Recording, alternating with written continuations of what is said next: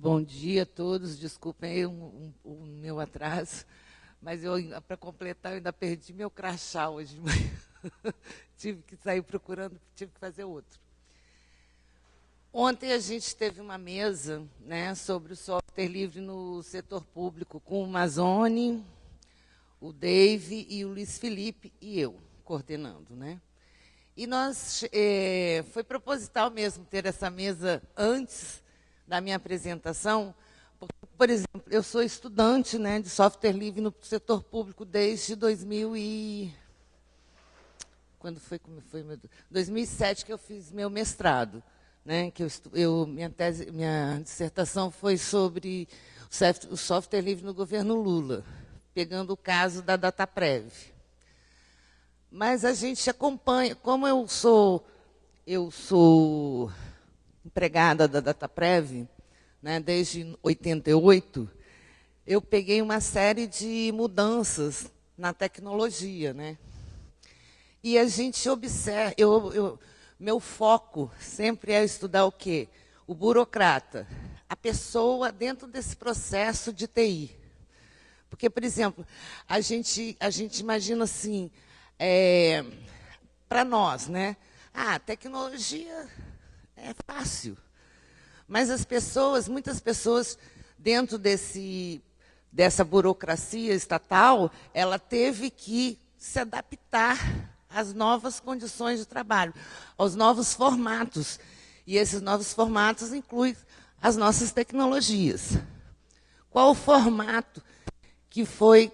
No princípio, era um formato que não tinha um formato assim, específico.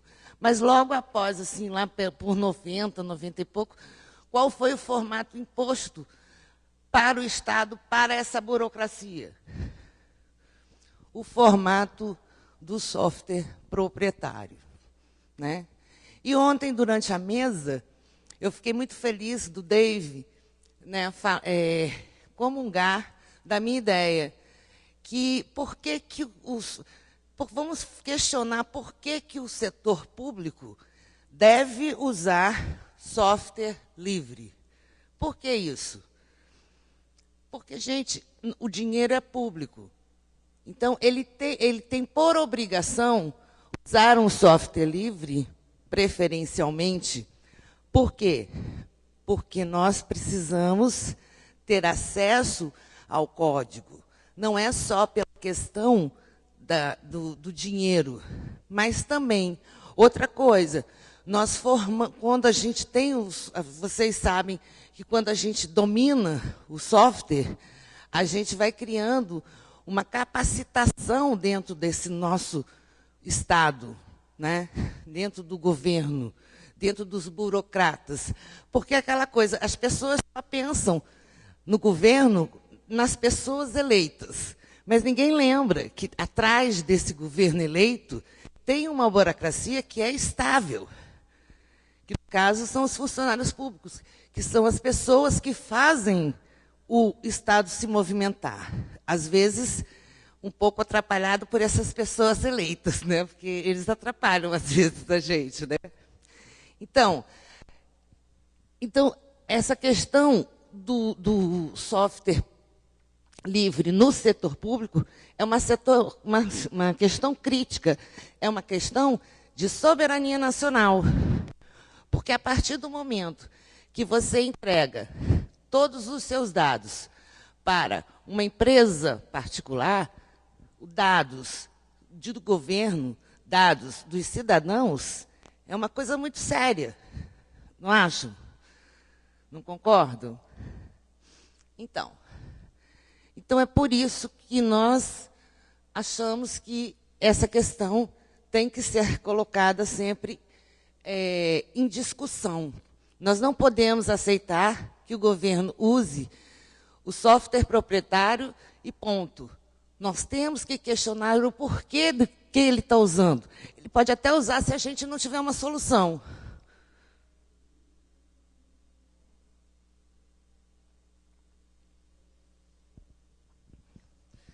Então, isso é o uso, né? O uso.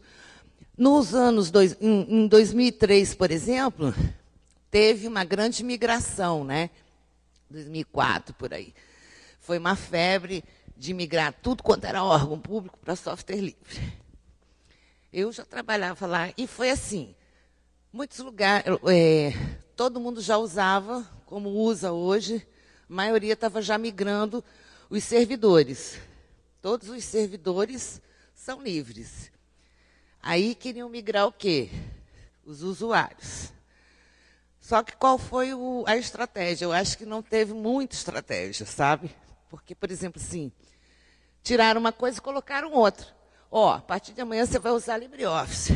Imagina, a pessoa usa mais ou menos, ela não usa bem, né? O Word lá não sei quanto, lá em 2003, não lembro qual era. Não usa bem aquele ali. Aí você tira aquilo que ela é habituada. Somos seres humanos. Seres humanos têm hábitos. Hábitos são difíceis de mudar, né? É a coisa, eu acho, mais difícil de mudar numa pessoa são os hábitos. Aí lá vai, muda. Muda para LibreOffice. Gente, foi uma loucura. Por que isso? Porque as pessoas elas aprendem o aplicativo, o software. Ninguém aprende o conceito do editor de texto. O que é um editor? Para que serve um editor de texto? Para você digitar seu texto e formatar do jeito que você quiser, não é para isso que serve? Então, o que a gente tem que aprender? Como colocar justificado, como colocar entre linhas, qual a fonte que eu vou escolher, independente do editor de texto. Você vai usar LibreOffice, você vai usar o Word, o que você for usar, você vai usar. Porque você sabe o conceito do que é um editor de texto. Você vai procurar o quê? Os iconezinhos onde estão. Não é isso? Mas as pessoas elas são acostumadas a usar o software. Então, eu te ensino esse software. Aí, o que acontece com a pessoa? Ela aprende aquilo e muitas pessoas não conseguem transferir uma coisa para outra. Isso é um problema, porque nem todo mundo é igual, né? As aprendizagens estão diferentes. Esse é um problema. E isso aconteceu, né? No SERPRO, na DataPrev, em muitas empresas estaduais, em muitas empresas municipais. E essas empresas, todas elas, hoje, elas usam software livre. O SERPRO mesmo é um exemplo. 2 exemplos de software que, nessa época, foram desenvolvidos, eram maravilhosos e foram descontinuados pelo governo. Tanto o Expresso, que era um e-mail, né, do SERPRO, que foi da Celepar, né, que fez, parece que foi a Celepar que fez, né, na época do Amazônia, e foi para o SERPRO, a DataPrev usou, eu usei esse e-mail. A Procergs ainda usa. Eu acho que lá no estado do Paraná também ainda usam. Mas muita gente no governo federal voltou para usar Microsoft Office. Eu sou passada, entendeu? Eu fico louca. Porque, gente, você está usando um negócio que é uma tecnologia livre, que é um negócio desenvolvido pelo teu governo, que você tem total domínio sobre aquele negócio. Aí, de repente, vem um cara lá. Não, porque o Microsoft Office lá, o Outlook é melhor. O que tem de melhor? Me diga, não sei. Só dar os dados para outra pessoa. A única coisa melhor para alguém que não é a gente. Né? Outro, o Cacique. Gente, eu fiquei tão triste quando eu soube, eu acho que o ano passado, tem um ano e meio atrás, que a DataPrev ia contratar um software para fazer gerenciamento de seus equipamentos. O que o Cacique faz? O Cacique, olha, eu sou fã do Cacique, sabe? Ele fazia o quê? Você instalava um softwarezinho e ele te mandava o quê? Tudo o que tinha na tua máquina para um servidor.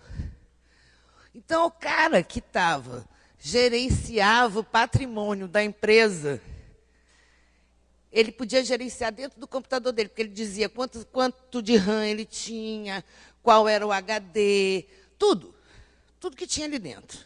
Você colocava a primeira vez. Então, o que, que acontecia com isso? As pessoas, nem todo mundo no Estado, né, no governo, conhece informática direito.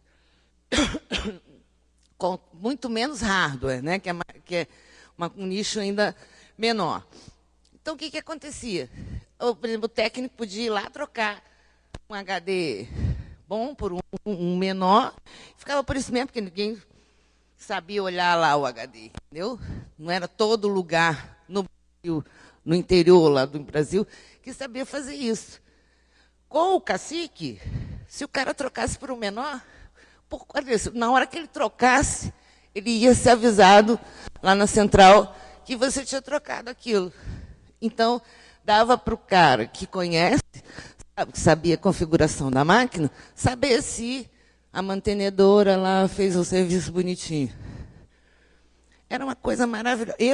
Eu que cuidava de telecomunicação, sempre tomei conta de patrimônio, não sei o que acham que eu sou muito responsável por dar conta dessas coisas. Gostam de me colocar para fazer essas coisas, sabe? E, na época, a gente trabalhava com isso, eu achei uma maravilha. Porque, às vezes, as pessoas ficam assim, elas têm aquele instante de, digamos, choque com aquele aplicativo, eles não gostam daquele sistema novo. Mas, muitas vezes, aquele sistema vem para ajudar você. Normalmente, né? No caso do cacique, veio para nos ajudar. E foi descontinuado. Eu fico assim, gente, por quê? O que leva a isso? Aí você vive num país que a gente vê as notícias nos jornais, né? Aí você fica, por quê? Né? Alguma coisa tem. Então, alguma coisa tem e a gente tem que começar a ir atrás. Por que você está trocando? Não aceitar. E quem tem que fazer isso? É a comunidade de TI. Porque quem conhece? A comunidade de TI. Então, a academia, os movimentos sociais, todas essas distribuições deviam de estar lutando juntos por esse tipo de coisa. Por que você está usando software proprietário? Me diga o que ele tem de melhor do que o software livre, que você vai ter isso, isso e isso, são aquelas coisas. Você vai ter conhecimento próprio, você vai ter autonomia, ninguém vai estar te roubando os dados. Ou você vai saber para onde os seus dados estão indo. Por que você não está usando? E a gente sabe que tem muitos lugares que usam, né? Então, alguns acertos, teve muitos acertos, né? Nessa migração. Teve muitos acertos. Por exemplo, a questão dos servidores. Eles conseguiram migrar. Eu acho que 100% dos servidores são software livre. São GNU Linux. Tá? A forma que foi feita, né? E, assim, todo mundo conheceu o software livre. E, assim, uma vez eu falei assim, eu fiz uma colocação, me criticaram. Mas eu falei assim, olha, eu conheci um supermercado lá no Maranhão, que veio lá de Imperatriz, que usava software livre. Eles começaram a migrar, tá? E, assim, cada máquina que quebrava, eles trocavam, dava algum problema lá no Windows, eles pegavam, trocavam, formatavam e botavam o software. O funcionário tinha que se adaptar. Por quê? Porque a empresa era do cara, né? E por que a gente não pode... Eu perguntei isso, me quase falaram, mas é por quê? Por que a gente não pode levar esse mesmo tipo de coisa para o governo federal, digamos, que é onde eu trabalho? Ah, não, porque não sei o quê. Porque não sei... Então, eu falei, gente, é uma questão de decisão. Sérgio Amadeu sempre disse, a questão é decisão política. E decisão política, a gente tem que ajudar a ser tomada, sempre. Porque senão eles sempre vão tomar a decisão em favor de quem tem mais dinheiro, não a favor do que é melhor para nós. Os erros eu já falei também, né? os erros. E aí a gente tem que repensar os próximos passos. Ontem eu saí feliz da mesa que eu coordenei, por um motivo. Porque o Mazzoni estava contando que ele está... Agora me esqueci o nome da cidade que ele está vivendo.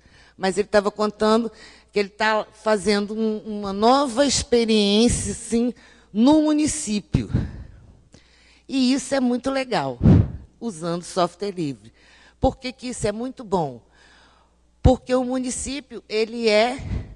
Eu acho assim que os municípios, eles são, né, no caso, onde a gente mais pode, assim, intervir, né, e fixar algum conhecimento, alguma coisa assim que possa replicar, porque eles são muitos, né, muitos municípios pelo Brasil.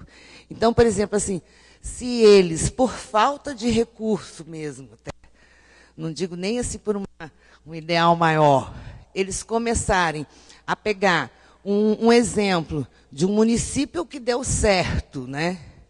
E que está realmente usando o software livre e conseguindo melhorar, e assim o conhecimento livre de uma forma, não só o software, mas o conhecimento livre, que é muito maior, né, do que só o software, isso melhoraria muito.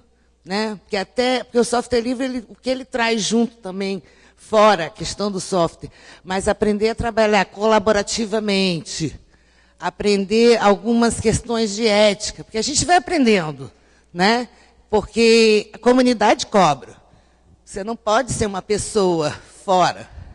Você tem que seguir as regrinhas. Então, só essa parte social também que o software livre proporciona, eu acho que é um grande aprendizado, tanto para o município, e que pode ser replicado até chegar ao governo federal. Né? Não é Caxias, não, é uma cidadezinha que tem 2 nomezinhos, foi um porto aqui em Porto Alegre.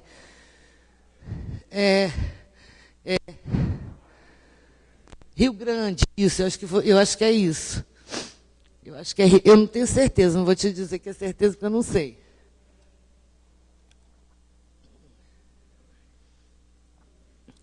E é isso, gente, que eu tenho para dizer assim.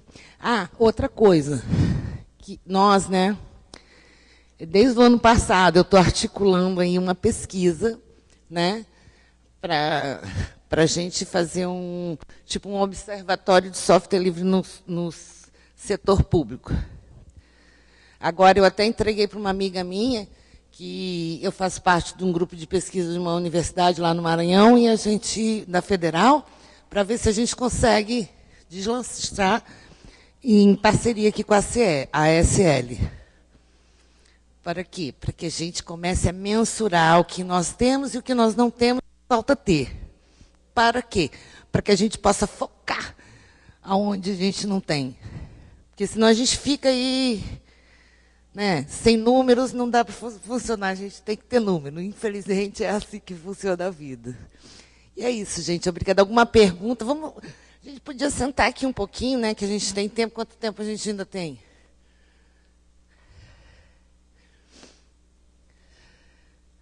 Então, a gente ainda tem tempo, a gente podia sentar mais para cá, assim, fazer uma roda, dar uma discutida sobre isso. O que vocês acham da ideia? O que vocês têm interesse? Qual é o interesse de vocês sobre esse assunto?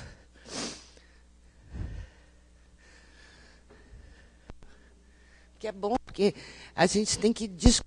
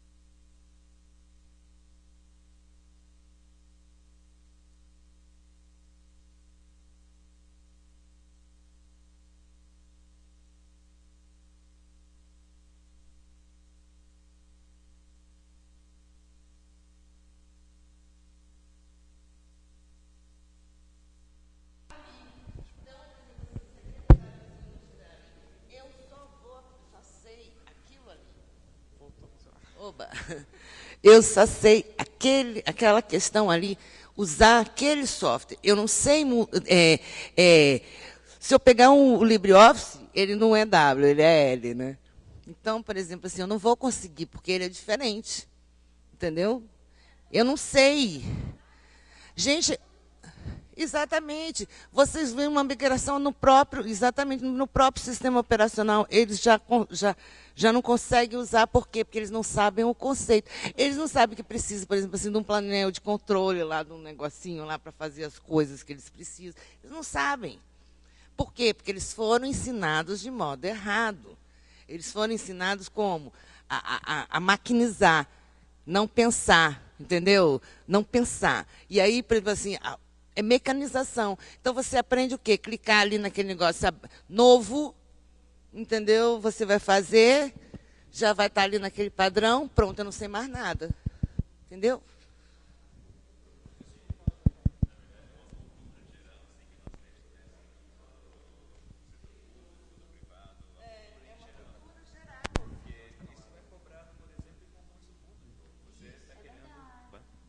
Isso é cobrado em concurso público, né? Porque toda vez que você vai fazer uma prova, ele pergunta: qual é o atalho para fazer tal coisa no Word?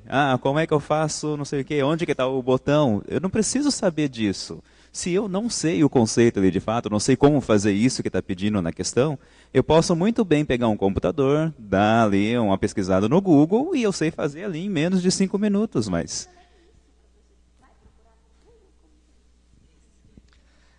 Porque se você passar esse pensamento para a pessoa de que ela tem como ir buscar a informação que ela ainda não sabe, talvez isso facilite o processo. Só que nem isso as pessoas têm essa consciência de, eu estou aqui no software e mudou o botão de lugar, eu tenho ajuda. Eu tenho como procurar uma coisa que eu não sei onde está, eu tenho como ir atrás da fórmula que ninguém me ensinou.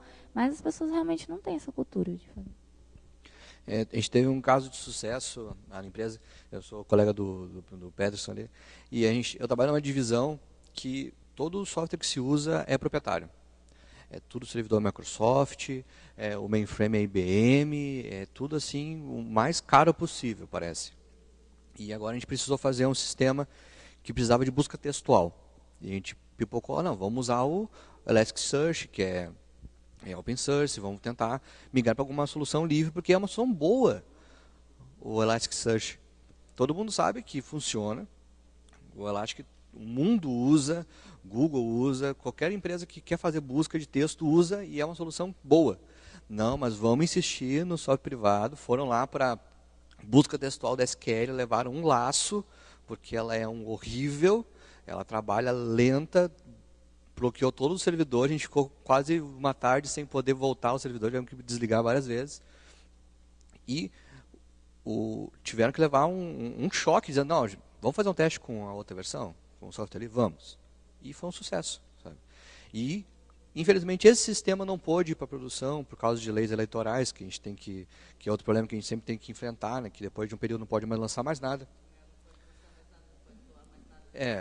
Acabou o Brasil durante 3 meses agora. Mas, graças a esse projeto, abriu portas para a gente começar a usar esse tipo de tecnologia em outros projetos. E a gente já está querendo planejar coisas novas utilizando uma propriedade livre. Fotinho então. Eu vou continuar falando, faz de conta que eu estou falando durante a foto, para parecer que é mais séria a coisa, né? Aí, deu. Então, foi um sucesso para nós, porque é um setor, uma divisão, são quase 200 funcionários, que tanto a chefia quanto o cliente quer que seja Microsoft, quer que seja proprietário. Por que querem? Porque em algum ano decidiram que é assim, habituados.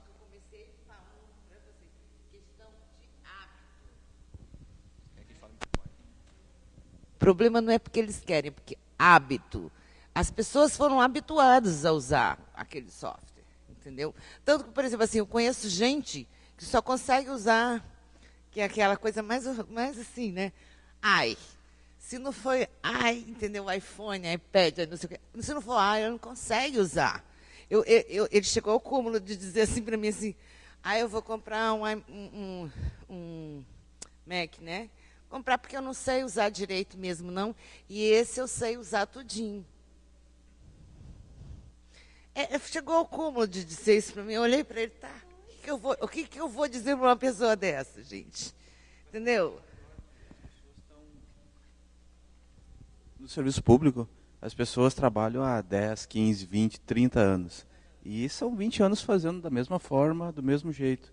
E o problema que eu vejo é que, quando tu vai implementar um software novo, uma solução nova, que nem tu comentou do Service Desk, vai implementar um Service Desk novo, tu vai mudar muita coisa. Vai mudar a cultura toda, vai mudar a forma de fazer, vai mudar o botão, vai mudar a cor, vai mudar a tela, o relatório, que antes era fácil, agora é complicado. Então, assim, eu acho que, como o serviço público tem um público muito grande, muito variado, pessoas jovens, pessoas de meia idade, pessoas que estão se aposentando, é difícil implementar sem ter uma camada de apoio, que é aquela camada que vai chegar para o usuário e vai dizer, olha, agora vai mudar, e vai mudar porque é melhor. Só que o problema é fazer... Exatamente. E aí, assim, ó, a dificuldade que eu vejo na implementação é mostrar o valor que aquilo vai agregar ao dia a dia. Porque a pessoa que é resistente, por exemplo, as pessoas que resistem, elas veem aquilo como um empecilho, como poxa, agora vai complicar minha vida, agora, né, vai mudar tudo. E não, na verdade, vai... há 20 anos eu faço assim, agora vai mudar. Então, assim, eu acho que esse é um grande problema que a gente... É uma dificuldade na hora de implementar, é ter esse apoio, sabe? É ter essa camada aí de pessoas que vão ajudar a orientar o usuário, a treinar, enfim.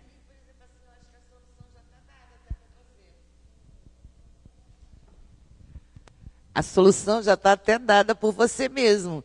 Começa convencendo essa camada, entendeu?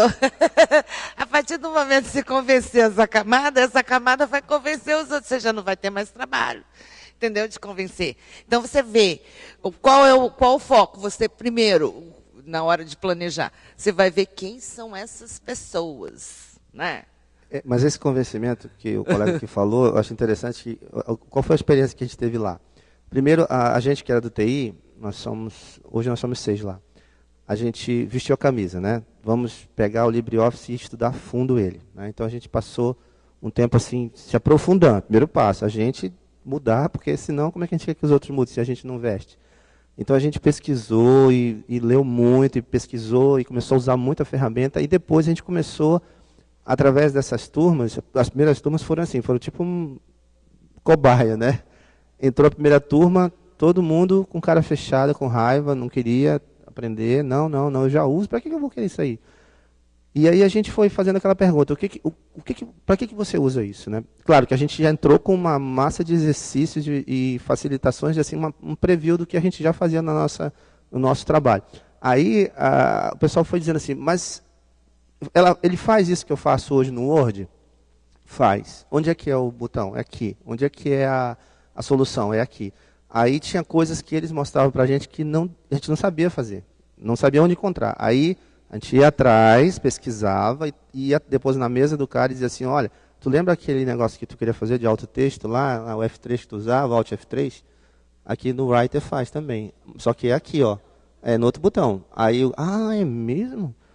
Aí eles começaram a descobrir coisas interessantes, que tinham lá mais facilidades. Aí, gradativamente, na outra turma, quando entrou a turma 2, a turma 3, a gente já ia direto no problema. Eu falo, olha, alguns de vocês fazem isso na autocorreção, tal, aí é aqui, no botão tal. Aí eles achavam interessante a segunda turma, a terceira turma. Então foi um aprimoramento. As 24 turmas, quando eu cheguei na turma 20, já era bem melhor do que na turma 3, né? Porque a gente foi descobrindo o que era o métier de cada um, o trabalho de cada um. Aí a gente foi desenvolvendo.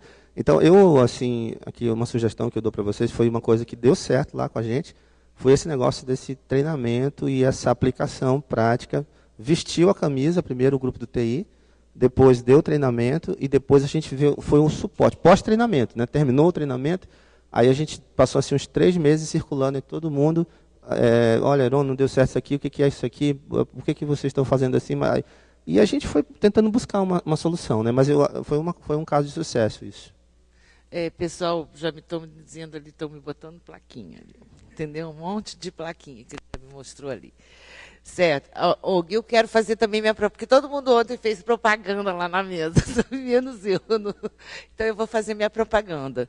Hoje, daqui a pouco, às 10 horas, estarei participando de um espaço temático de educação gugada e bugada, que é a discussão da educação com o Google, né? Está todo mundo nessa.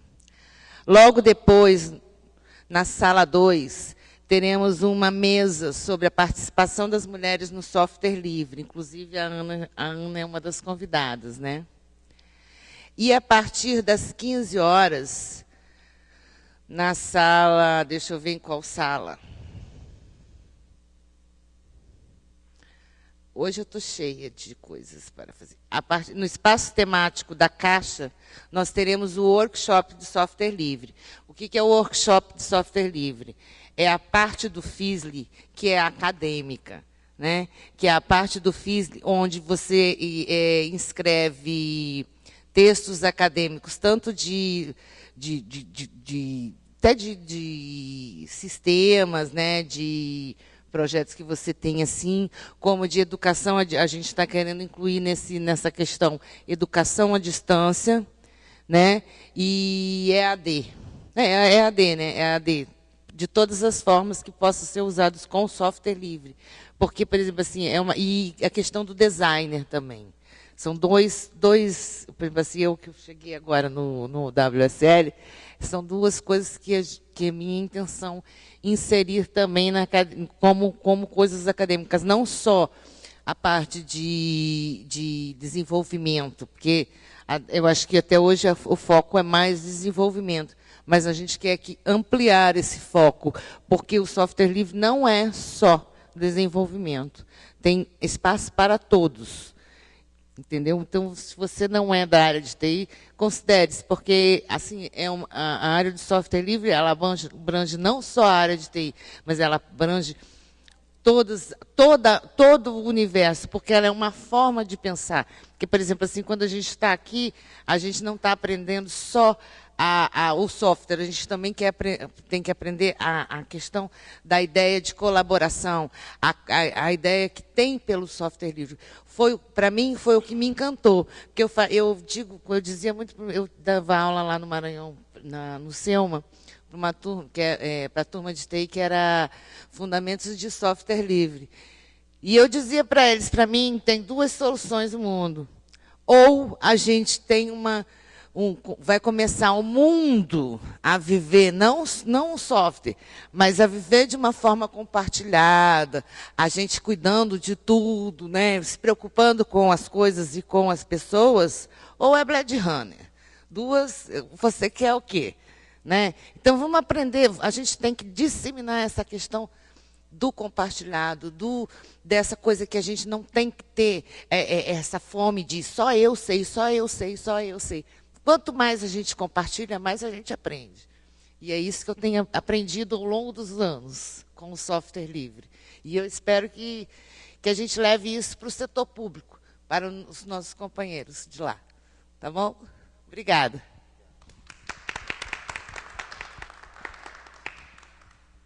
Vamos tirar uma foto? Vocês tiram uma foto da gente?